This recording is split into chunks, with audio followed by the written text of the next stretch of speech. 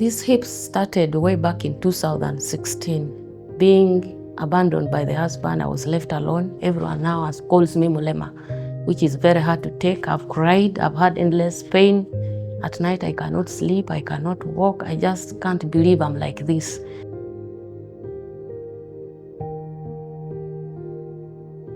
I was in so much pain. I really wish I never heard of AVN. I really wish I never had to go through it. But it came, and the adjusting part was really very difficult.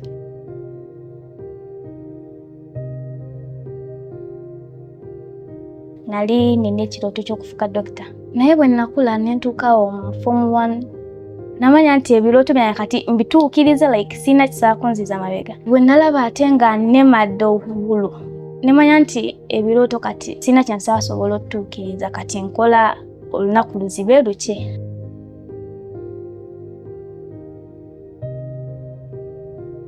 I'm 26 years old, a sickle cell warrior, a parent to one son. When he's growing up, I just want to guide him. I don't want him to face challenges. I don't wish him to have more sickles. I believe sickle cells should end with me. My hip started in 2007 and it worsened in 2016 when I had given birth to him.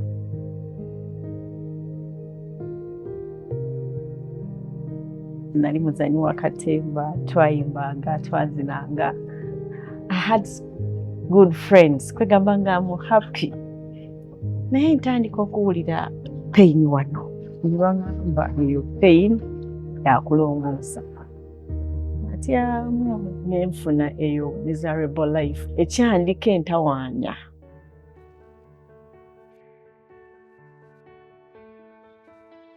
The biggest thing that we came across is the warriors that have hip problems, the hip replacement. Now that's a very expensive surgery, and as you heard from Angel, she told you how most of them are facing this challenge and they can't afford it.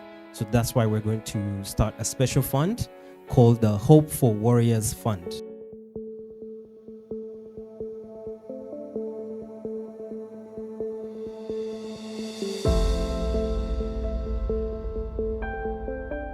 The pain that I used to feel in the hip here, I no longer feel it. With no pain, I know the future is there.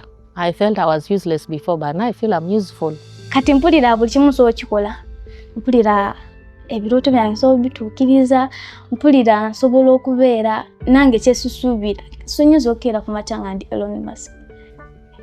Like mpulira nina ebirooto bingi. Newulira nga nina amaanyi. Newulira nga nsobola okutambula olugendo oluwanvuko. Nga sikooye kale nga newulira nti nkyasobola. Mpulira nga nsobola okweŋŋanga ekintu kye nali sisobola luli.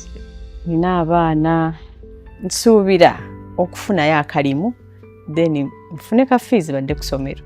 So okutuula nensituka nentuula mu taxi nenvamu bulungi nnyo nga sina pain yonna gye mpulira. Tambula freely, neyagala, teri angamba ono omwana yali malabe. Here, I'm perfectly okay. That hip joint pain that used to come and you feel like it's stabbing at. That one, I don't even remember how it felt, by the way. Hope to see myself engaging in some few things that I couldn't do, like running, jumping, do some other work that I couldn't do. A lot of thanks to Rare Mark Foundation. Words can't express. I nebaza Rare Mark. Nebaza ne Dr. Madeo. Abantu abo bambeererawo banyambye ate era bankoledde. Ne mu kaseera kali akazibu nga mpulira siyagala na muntu kunninaana. Nayo yonna period nagisiibula. It's a joy, and I know my small babies will be happy.